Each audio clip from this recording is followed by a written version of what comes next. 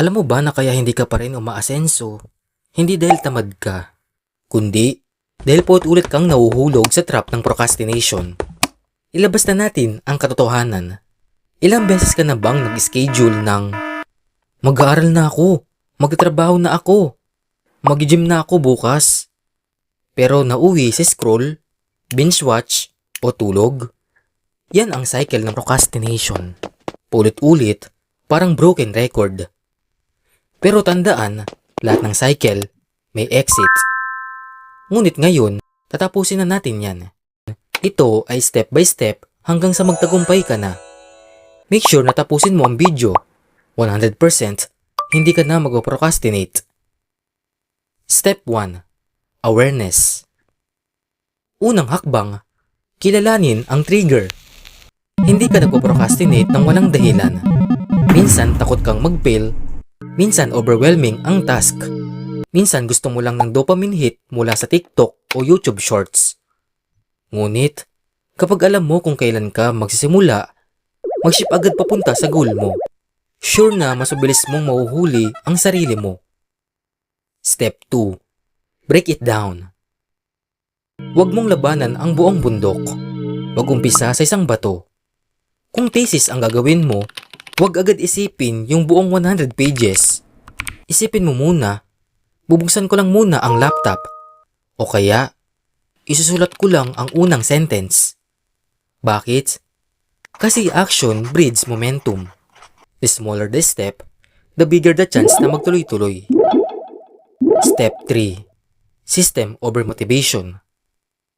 Huwag kang umasa sa motivation. Kasi ang motivation parang bisita, hindi laging present. Ang kailangan mo ay sistema. Example, gumamit ng Pomodoro Technique. 25 minutes focus, 5 minutes break. Simple pero effective. Kapag may sistema kahit wala kang gana, automatic ka pa rin gumagalaw. Step 4. Environment reset. Ayusin ang environment. Kung mag-aaral ka pero nasa kama ka pa rin, guess what? Mahihila ka ng kama. Kung may phone sa tabi mo, may TikTok temptation agad. Kaya ilayo mo ang distractions at gawin mong condisive ang space para sa action. Step 5. Accountability. Accountability kapag ikaw lang ang nakakaalam ng goal mo. Talagang madali ka niyang mag-give up. Pero kapag may nakakaalam na iba, kaibigan, mentor, o kahit public post, mas nagiging totoo ang commitment mo. Kasi may nakakakita. Step 6. Reward progress.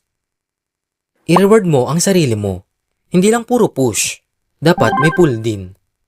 Kahit simpleng kape, short walk, o favorite snack, basta may recognition sa progress mo. Kasi ang utak natin gumagana sa reward system. Kaya gamitin mo ito, pabor ito sa'yo. Ngayon baka iniisip mo, ang dami namang steps.